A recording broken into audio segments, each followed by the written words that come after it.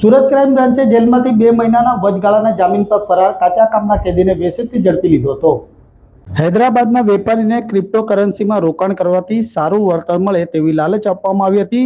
આ ગુનામાં વરાછા પોલીસ મથક વિસ્તારમાં વેપારીના રોકડા ₹2 કરોડના લૂંટના વચગાળાના જામીન મેળવી જેલમાંથી ફરાર થયેલા કાચા કામના કેદીને સુરત ક્રાઇમ બ્રાન્ચે ઝડપી પાડ્યો છે.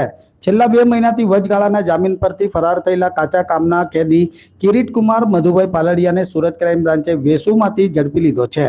આરોપી કિરીટ મધુકર પાલડિયા લાજપોર મધ્યસ્થ જેલમાં કાચા કામના કેદી તરીકે જેલમાં હતો. આ દરમિયાન ગુજરાત હાઈકોર્ટ અમદાવાદના હુકમના આધારે 7 દિવસના વચગાળાના જામીન મંજૂર કરવામાં આવ્યા હતા. 5 એપ્રિલ 2024ના રોજ તેને જેલમાંથી મુક્ત કરવામાં આવ્યો હતો અને તારીખ 13 એપ્રિલ 2024ના રોજ પરત જેલમાં હાજર થવાનું હતું, પરંતુ આરોપી હાજર ન થતા ફરાર થઈ ગયો હતો.